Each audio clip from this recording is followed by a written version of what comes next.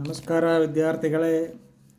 ವಿದ್ಯಾರ್ಥಿಗಳಿಗೆ ಉತ್ತಮ ಅಂಕ ಗಳಿಸಲು ತಜ್ಞರ ಸಲಹೆಗಳು ಏನೆಂದು ಹೇಳುತ್ತೇನೆ ಕೇಳಿ.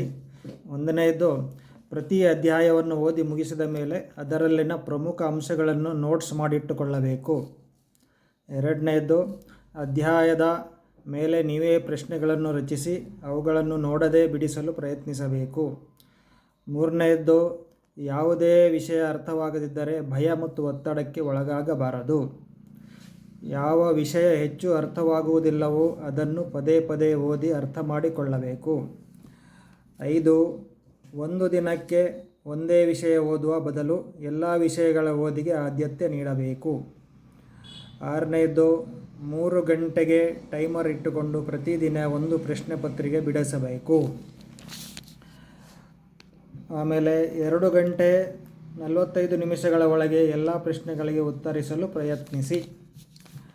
9ನೇದು, ಪ್ರಶ್ನೆ ಪತ್ರಿಕೆ ಬಿಡಿಸಿದ ಮೇಲೆ ಉತ್ತರಗಳನ್ನು ಸ್ವಯಂ ಪರಿಶೀಲನೆ ಮಾಡಿಕೊಳ್ಳಬೇಕು.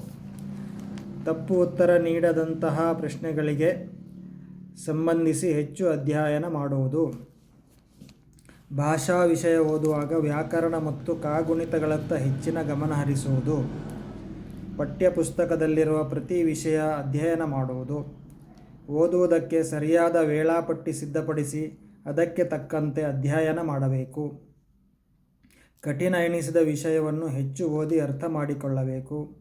ವಿಜ್ಞಾನ, ಗಣಿತ, ಹಿಂದಿ ವಿಷಯಗಳಿಗೆ ಹೆಚ್ಚಿನ ಆದ್ಯತೆ ನೀಡಬೇಕು. ಆಮೇಲೆ ಆರೋಗ್ಯದತ್ತ ಗಮನ ಇರಲಿ. ಯಾಕೆಂದರೆ ಆರೋಗ್ಯ ಚೆನ್ನಾಗಿದ್ದರೆ ಓದಿರೋದು ಚೆನ್ನಾಗಿ ಅರ್ಥ ಆಗುತ್ತೆ. ಪರೀಕ್ಷೆಯಲ್ಲಿ ಉತ್ತಮವಾಗಿ ಬರೀಲಿಕ್ಕೆ ಕೂಡ ಅನುಕೂಲ ಆಗುತ್ತೆ. ಹಾಗಾಗಿ ಸಮತೋಲಿತ ಆಹಾರ ಸೇವಿಸುವುದು ತುಂಬ ಮುಖ್ಯ. ಪ್ರೋಟೀನ್, ವಿಟಮಿನ್ ಮತ್ತು ಮಿನರಲ್ಸ್ ಹೊಂದಿರುವ ಪೌಷ್ಟಿಕ ಆಹಾರ ಸೇವಿಸಬೇಕು. ಪರೀಕ್ಷೆ ಮುಗಿಯುವವರೆಗೂ ಜಂಕ್ ಫುಡ್, ಮಸಾಲೆಯುಕ್ತ ಮತ್ತು ಹೊರಗಿನ ಆಹಾರ ತ್ಯಜಿಸುವುದು ಉತ್ತಮ. ದೈನಿಕ ಕನಿಷ್ಠ 6ರಿಂದ 8 ಗಂಟೆ ನಿದ್ರೆ ಮಾಡುವುದು.